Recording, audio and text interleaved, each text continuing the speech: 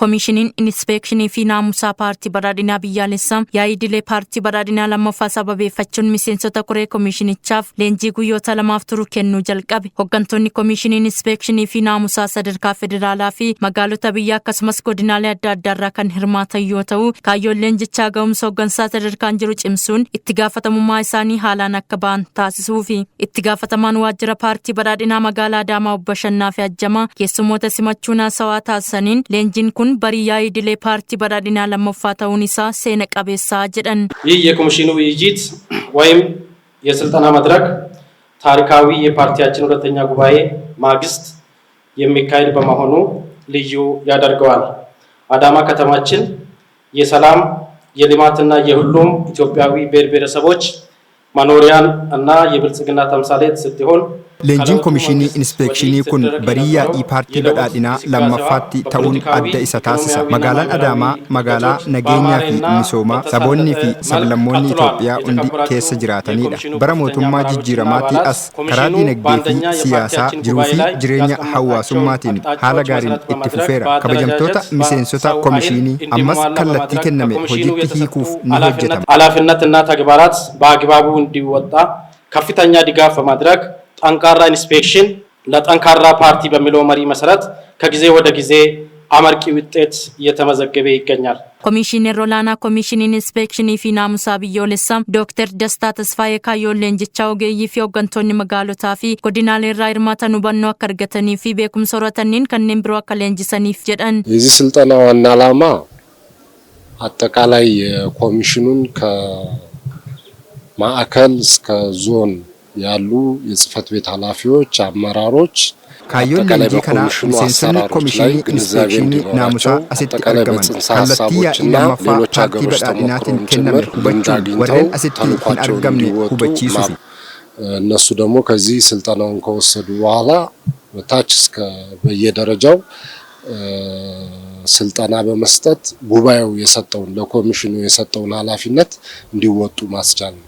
Barreessaan Komishinii Inspeekshinii Paartii Badhaadhinaa fi itti gaafatamaan waajjira komishinichaa Obbo Aftaamuu Siisay miseensonni komishinii haaraa filatamanii fi buleeyyiin kanneen magaalotaa fi gurmaa'insi federaalaa akkasumas kanneen godinaalee hirmaatan deebi'uun akka walleenjisan kallattiin kennamee hojjetamaa jira jedhan. Miseensota komishinii haaraa filatamu hundi isaanii jiru.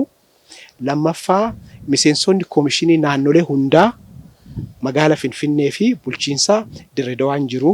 Akkasumas immoo gurmaa'insi federaalaan jiru tokko inni lammaffaa immoo itti gaafatamtoonni waajjira komishiniidha kan godinaa magaalotaa fi immoo godina naannolee tokko tokko keessatti aana addaa kan jedhaman jiru jechuudha. Kanaaf leenjiin keenya kun al tokkoon hanga godinootaan geenyee jirra. Namni azuru kun nama 450 ol jechuudha.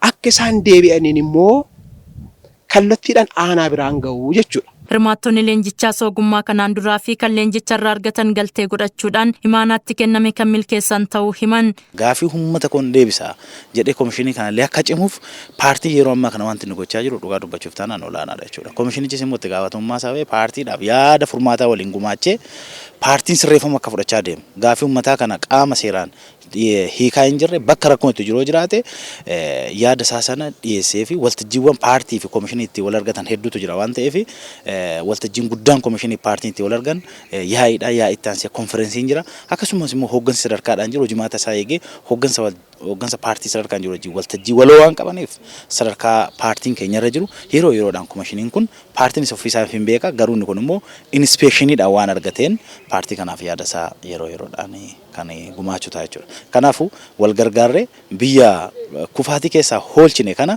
gara badhaadhina yaadamee biraan ga'uudhaafis immoo imalli badhaadhina wajjiniin taasifnu baay'ee olaanaadha jechuudha. Xannoowwan arganne fudhannee qabatamaa godina keenyaatti galle murteewwan kun sadarkaa godinaatti sadarkaa aanaatti akkamitti hojiitti kamaa jiru waan jedhu sana akkaataa hordofiif deeggarsattiin goonutti kan inni leenjichi kennamaa jiru waan ta'eef gaheen komishinii inspeekshinii naamusaa gaheen inni fi ergamni isaanii guddoon qajeelfamni dambiin sagantaan paartii keenya qixa barbaadamuun hojiitti kameeramoon hiikamnee waan jedhu sana check-and balanceedha kan godhu. Kanaaf sun murtee yaa'ii lammaffaa dabalatee akkamitti hojiitti kamaa jiru waan jedhu sana hojii hordofiif to'annoo gaggeessinee gara fuulduraatti galtee godhannee hojiitti hiikna jechuudha. ብልጽግና ፓርቲ ጥሩ ህዝብን መሰረት ያደረገ ሰው የሚሸት ፓርቲ ከመሆኑ አኳያ ህዝብን የያዘ ፓርቲና ከ16 ሚሊዮን አባልና አመራር በላይ ያለው ፓርቲ ከመሆኑ አኳያ ይህንን አቅማችንን በስልጠና አጎልብተን ሁላችንም አመራሩም አባሉም ብልጽግና ሆኖ መገኘትና ብልጽግና ሆኖ ከተገኘ ደግሞ የተሻለ ለህዝብን ተጠቃሚ የሚያደርግ ሰው የሚል ፓርቲ ስለሆነ በልማትም ህዝቡንም በማጎልበት ወደ ታች ወርደን ትልቅ ስራ መስራት ይጠበቅብናል